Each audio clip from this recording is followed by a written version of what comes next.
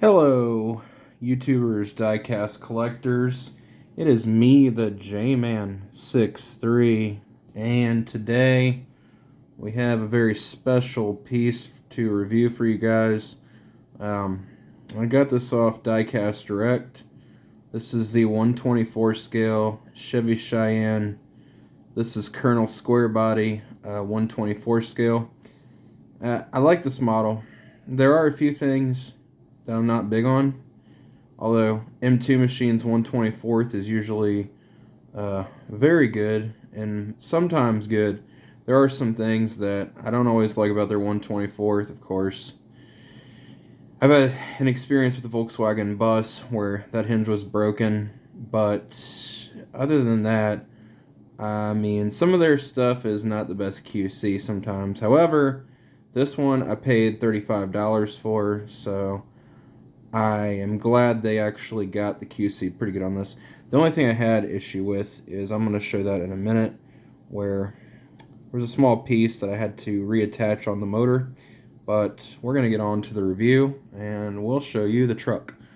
Alright, so I try to be careful with this model here, because you got an exposed exhaust in the rear, and I don't want to break anything off. But to start out with where the bed would be, or the lack of a bed, you can kind of see where the detailing shows through. Very nice part about this model, of course, with a lot of M2s, you get a die-cast metal chassis frame. I really do like that about these models, and of course, you can actually see right, hang on a sec, let me get it in camera here.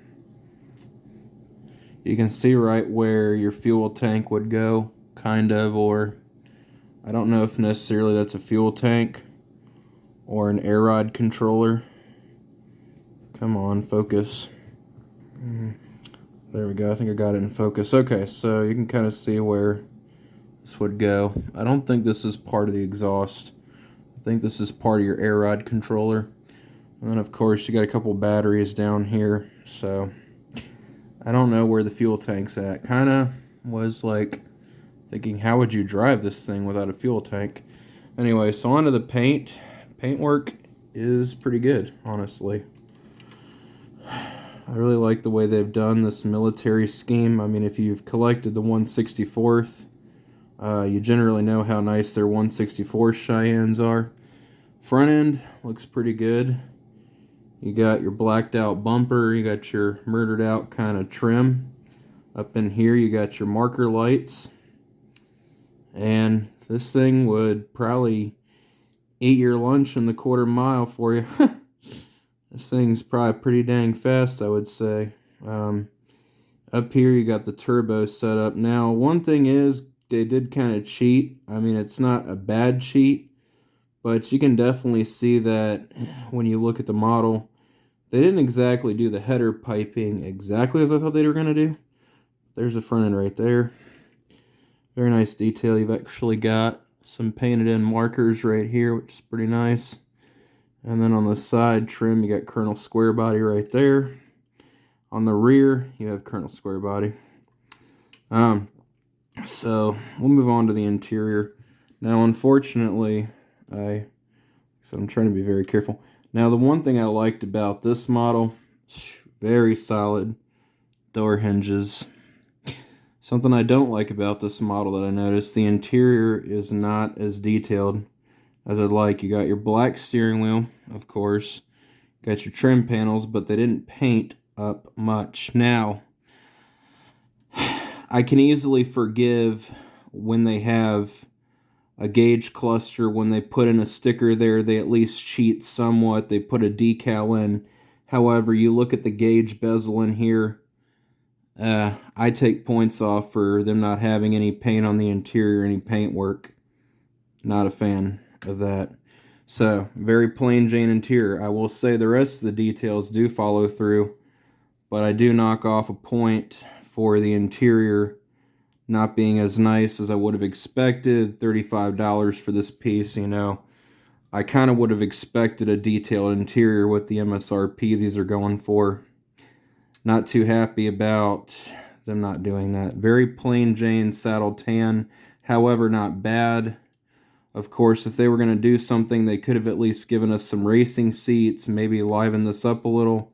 I don't know. Not a huge fan, but at least I will say this, the hinges are kind of solid. So I'm not going to play with these doors too much.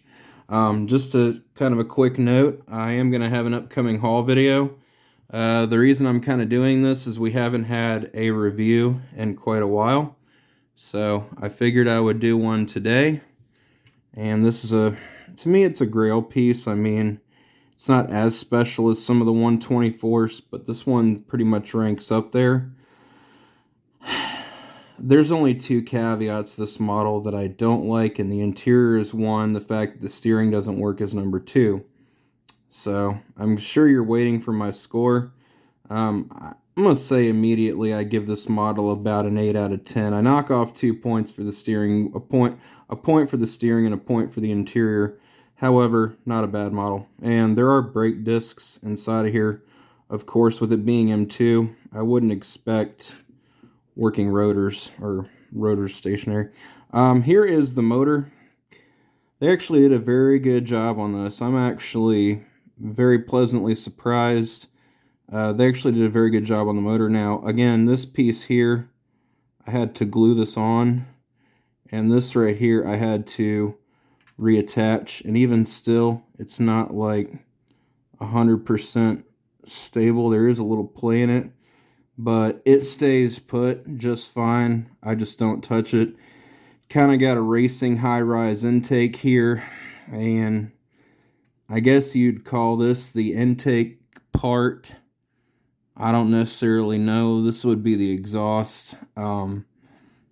If they'd actually done the manifold going up through here, I could see where this would be your exhaust. However, I didn't think there's any point in including them down here.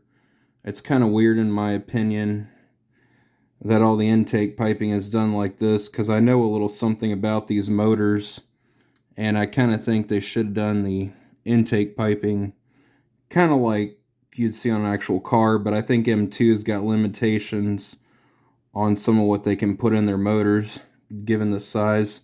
So I excuse the fact that the header setup and the turbos aren't accurate, because it kind of does leave some room for some interpretation.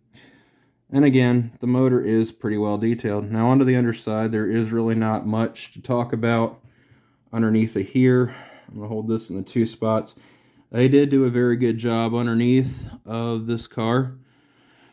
I always expect some decent chassis detailing from M2, and honestly, hands down, in my opinion, this is some of the best I've seen. And as mentioned, I guess I didn't know this is where your gas tanks would be at. Interesting. So this rear must be your air ride controller. So this truck would obviously have air ride, knowing by how dropped this thing is.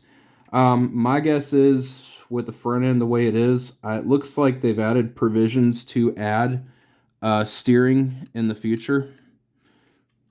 Of course, this model will not steer, knowing by how it's done.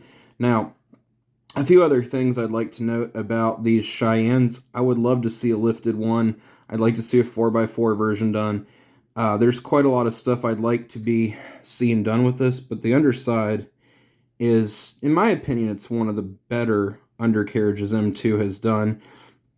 So I would say this model ranks as one of my favorite in terms of underbody detailing, but I definitely personally think M2 could have gone the extra mile, done up the interior properly, but I really digress. This is actually a pretty decent model in my opinion. If you're looking for somebody that's into the military type theme or anything like that, if you're looking for someone that's likes the Air Force type stuff, this is definitely what to get them in my opinion.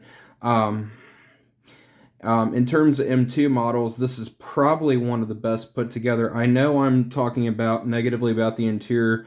I know I said that the steering doesn't work, and I know I said that, you know, some of the motor could be a little bit better. Of course, I'm not going to complain. $35 still, I think for the 10 or 15 extra dollars you're paying for a 124 scale, they definitely could have livened the interior up. Now, with the missing piece, when I got this from Diecast Direct, I did have them credit my account $10 extra, and there will be a surprise in the upcoming haul video that I did order with that credit. And to be honest, you guys are really just going to have to stay tuned to kind of see what that is. I'm not going to divulge what exactly it is, but you're going to have to stay tuned. So yeah, that concludes my review of this model. For any more models, make sure you check out my playlist of my diecast reviews. As always, consider giving this channel a like, and as always, we can't do it without you, the fans, so remember to stand behind the channel. Alright, if it has to do with diecast, it has to be the J-Man 63.